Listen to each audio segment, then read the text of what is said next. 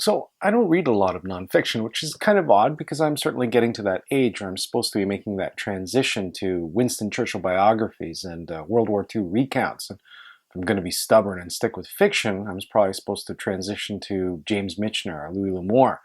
But I've hit a bit of a reading slump, and I thought I'd pick up something to shake it up. Atul Gawande's Being Mortal has been sitting on my TBR pile since I received it back in March as part of the Book Riot quarterly box. Author Atul Gawande is a practicing surgeon, a professor at Harvard, the executive director of Ariadne Labs, as well as a sometimes writer for The New Yorker. And I'm making YouTube videos.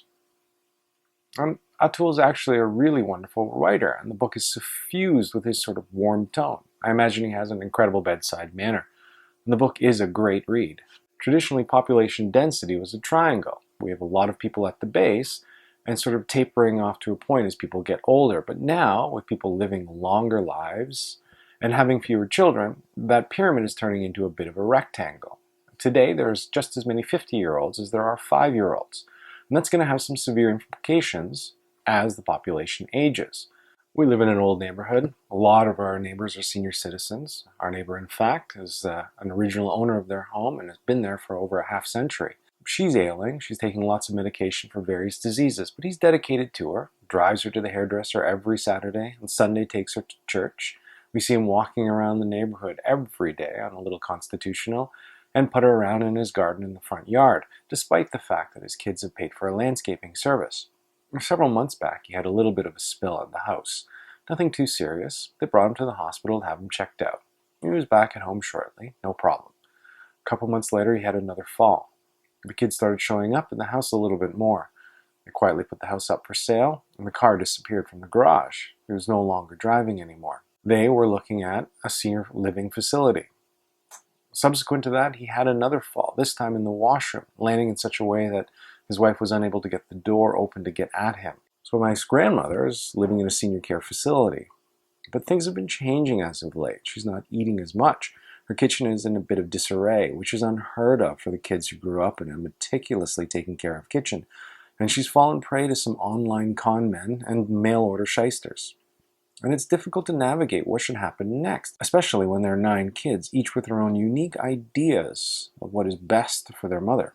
Atul Gawande talks about senior care living facilities, and of course they're concerned about the relative safety of the seniors there, but sometimes it comes at the cost of independence. It is entirely reasonable, of course, to insist that, let's say, our neighbor stay in a wheelchair to avoid future spills. He follow a strict schedule of medication taking, physio, so that they can monitor his progress, to make his room, his living quarters, as safe as possible.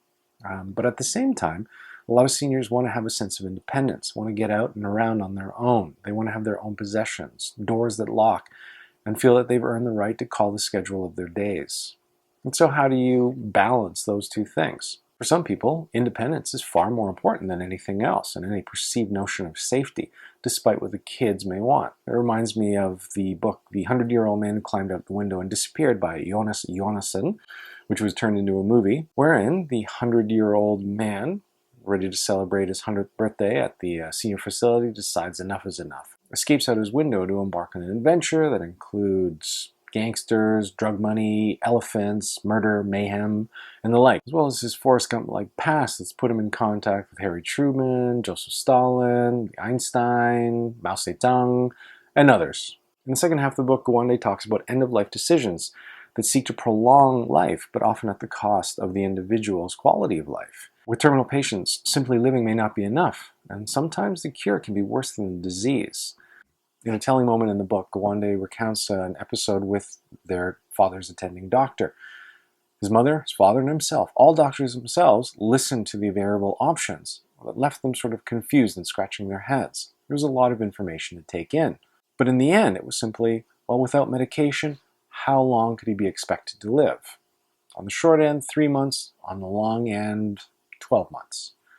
With the surgery, how long could he possibly live? Well, on the short end, 3 months, and on the long end, 12 months, but certainly closer to the 12-month time frame. But it would come at a cost of the quality of those last 12 months. Those discussions are hard to have. How could they not be? Even Gawande, in writing the book, wanted to incorporate some of those discussions in his work with patients, but telling them that their loved one is going to die and that they need to address that is still difficult. It takes people aback, leaves them shocked and breathless. They don't want to hear that. They want to hear what you're going to do to prolong their life without maybe considering hard how that may affect the last few days of their life. It's a lot of work for the doctor themselves, sort of back and forth, listening, probing questions, and trying to get at the root of what it means to be an individual for that person that's going to be treated and for the children that need to take care of them. There's a New York Times article about the life and death of Sandy Bem.